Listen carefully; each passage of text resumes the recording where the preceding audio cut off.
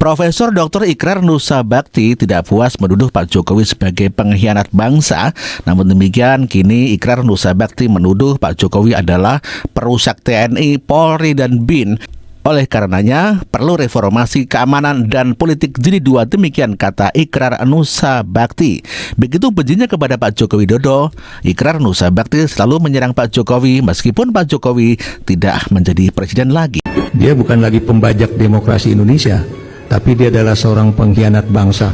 Cuma gara-gara dia ingin anak-anak dan mantunya itu naik ke panggung politik nasional dan daerah, dia tega ya merusak negeri ini ya dan buat saya dia bukan lagi pembajak demokrasi Indonesia, tapi dia adalah seorang pengkhianat bangsa. Kenapa? Anda bayangkan nih Pak ya, itu dia merusak demokrasi kita. Dia kemudian menghancurkan sistem merit ya di dalam partai-partai politik ya, khususnya di dalam Golkar, di dalam PSI ya, dan juga tentunya dalam PDIP ya. Dan kemudian dia juga merusak aturan hukum kita ya dengan intervensi ke Mahkamah Konstitusi ya. Dia kemudian juga merusak ya generasi Z ya, yang seakan-akan bahwa mereka harus mendukung anak muda menjadi calon presiden ya, yaitu anaknya sendiri ya. Dan Bapak bisa bayangkan ya, bagaimana kalau seorang wakil presiden atau presidennya sendiri itu tidak peduli pada etika.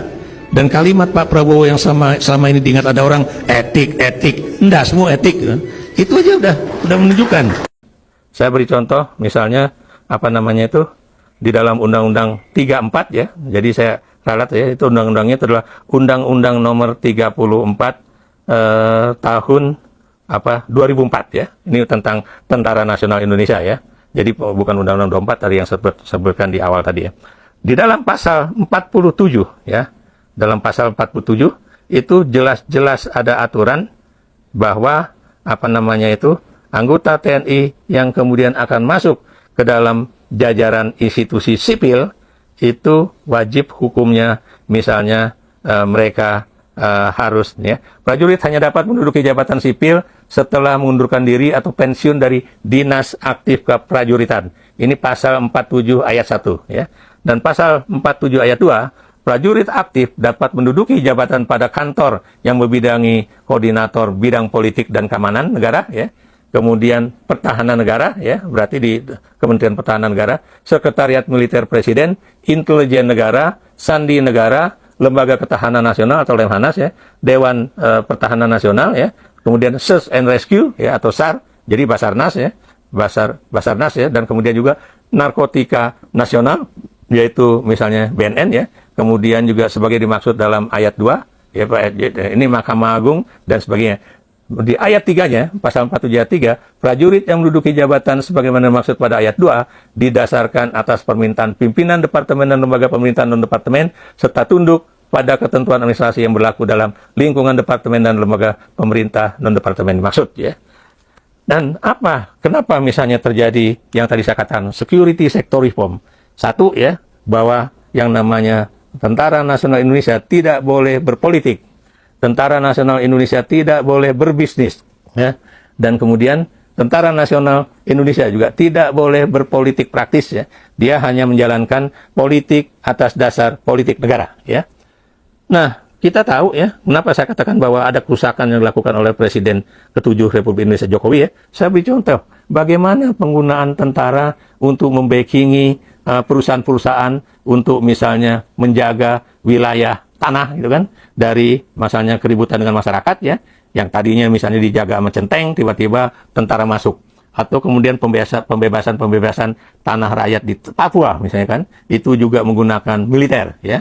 Jadi militer kadang-kadang dipertanyakan, ini melindungi rakyat atau melindungi penguasa atau melindungi pengusaha ya. Ini yang jadi suatu keramaian.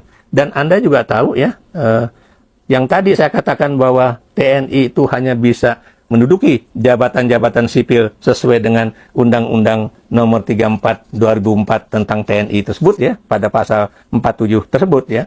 Tapi kemudian tiba-tiba diperbanyak ya untuk jabatan-jabatan yang misalnya sesuai dengan kepentingan presiden ya.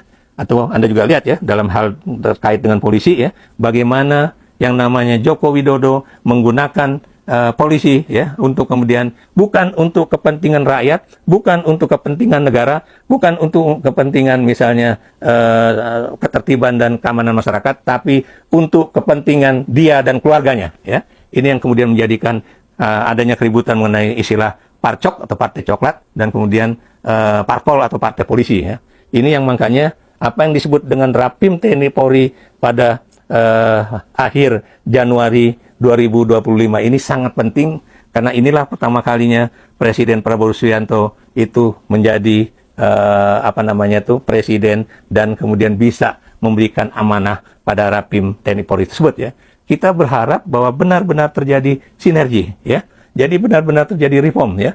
Tadi saya katakan kenapa tentara dulu harus direform atau direformasi karena kata Panglima TNI pada saat itu ya, Jenderal Wiranto, yang terjadi itu bukan lagi military dual function atau militer duifungsi ABRI ya, tapi sudah benar-benar military overreach. Overreach itu berarti militer itu menjalankan atau menguasai segalanya ya, dari persoalan sosial, ekonomi, pertahanan, keamanan, dan kemudian juga sampai bidang keagamaan dan sebagainya ya. Bahkan dulu David Jenkins ya, seorang wartawan Australia ya, yang menjadi wartawan The Sydney Morning Herald ya, dia mengatakan pada saat itu ya tahun 78 itu dia katakan there is no more military dual function ya. Yang ada itu adalah only one function, that the ABRI garis miring the military running everything. Jadi nggak ada lagi tuh duifungsi ABRI, nggak ada lagi. Yang ada sekarang adalah monofungsi, satu fungsi tentara, yaitu tentara itu boleh melaksanakan apa saja ya. Dan ini yang sedang terjadi pada era Joko Widodo. Pertanyaan kita, apakah kemudian kita akan melakukan suatu reformasi TNI jilid 2 ya, reformasi Polri jilid 2 ya, dan juga reformasi aparat intelijen negara jilid 2. Kenapa? Karena di bawah Jokowi itu juga yang namanya BIN itu digunakan bukan untuk pertahanan dan keamanan negara dari misalnya bahaya yang akan menyerang negara ya. Karena biar bagaimanapun yang namanya intelijen itu adalah velox et exactus ya, velox et exactus. Apa artinya? Dia harus cepat ya dan tepat mengenai saran-saran ya, supaya tidak ada apa yang disebut dengan pendadakan yang sangat strategis yang bisa menghancurkan negara kita ya. Tapi apa yang dilakukan oleh Jokowi, dia malah misalnya mengatakan kepada partai-partai politik, saya tahu semua isi perut partai-partai politik, karena setiap hari saya mendapatkan laporan intelijen bukan cuma dari BIN, tapi juga dari lembaga-lembaga intelijen yang lain.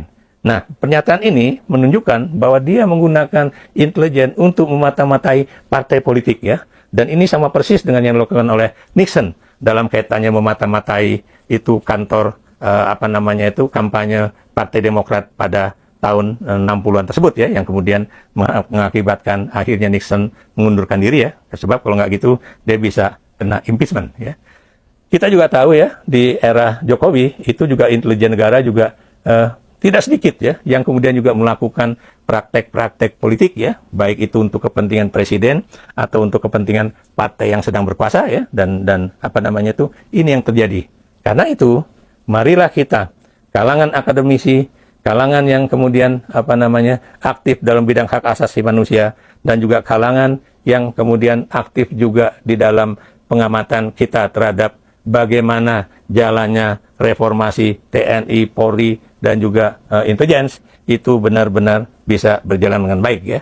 Saya akan lagi-lagi menyitir kata-kata dari Andi Wijayanto ya, pada saat kita membuat rancangan undang-undang intelijen pada 2011 yang lalu. Dia mengatakan bahwa orang merokok aja ada aturannya. Mengapa intelijen tidak? Gitu kan? Jadi di sini menunjukkan bahwa intelijen itu juga harus ada aturan-aturan yang kemudian supaya intelijen tidak lagi menjadi intelijen hitam, ya, atau kemudian intelijen yang bisa digunakan oleh negara atau pimpinan negara untuk melakukan penculikan, pembunuhan dan sebagainya ya. Mari kita melihat ya, bahwa sinergi TNI Polri ini juga adalah sesuatu yang sangat penting supaya tidak ada lagi benturan-benturan di lapangan ya, atau kemudian ada persaingan mengenai siapa menguasai wilayah ya. di Republik Indonesia ini ya, antara TNI Polri, kemudian termasuk juga aparat intelijennya.